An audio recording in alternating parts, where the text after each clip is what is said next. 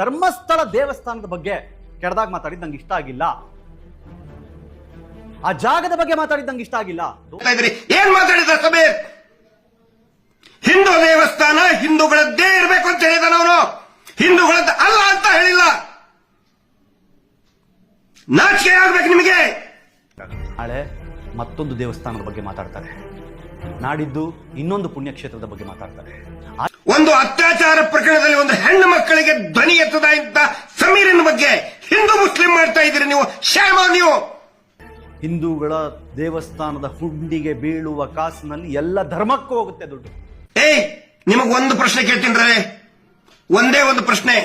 ನಿನ್ನ ಮನೆ ಹೆಣ್ಣು ಮಗಳಿಗೆ, ನಿನ್ನ ಮಗಳು, ನಿನ್ನ ತಂಗಿನೋ ಹೆಂಡತಿನೋ ತಾಯಿಗೋ ಯಾವನಾದ್ರೂ ಒಬ್ಬ ಕಿರಾತಕ ಹಿಂದೂ ಎತ್ಕೊಂಡು ಹೋಗಿ ಹಾಳು ಮಾಡಿದ್ರೆ ಆಯ್ತು ಬಿಡಪ್ಪ, ನಾನು ಹಿಂದೂ, ಅವನು ಅತ್ಯಾಚಾರ ಮಾಡಿದವನು ಹಿಂದೂ, ಹೋಗ್ಲಿ ಬಿಡು ಅಂತೇಳಿ ಸುಮ್ಮನೆ ಬಿಡ್ತೀಯ? ನಾಲಾಯಕ್. Proud to say that Dharmasthala ನನ್ನ ನನ್ನ ನನ್ನ ಜೀವನ.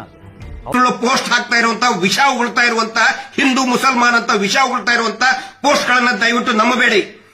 ಸಮೀರನ್ ಮೇಲೆ ಹಿಂದೂ ಬಾಂಧವರೇ ತಲೆಯಲ್ಲಿ ಸ್ವಲ್ಪ ಇಟ್ಕೊಳ್ಳಿ. ಪೊಲೀಸರು ಬಂದು ಅರೆಸ್ಟ್ ಮಾಡಕ್ ಬಂದಿದ್ರಿ. ಈ ಕೋಮು ಗಲಭೆ ಎಬ್ಬಿಸ್ತಾ ಇರುವಂತ ಹಿಂದೂ ಮುಸಲ್ಮಾನ್ ಮಾಡ್ತಾ ಇದಾರಲ್ಲ, ಅವ್ರ ಮೇಲೆ ಯಾಕೆ ಸೋಮೋಟೋ ಕೇಸ್ ಇವತ್ತಿನವರೆಗೂ ರಿಜಿಸ್ಟರ್ ಆಗಲಿಲ್ಲ ಅನ್ನೋ ಪ್ರಶ್ನೆಯನ್ನ ನಾನು ಕೇಳ್ತಾ ಇದ್ದೀನಿ.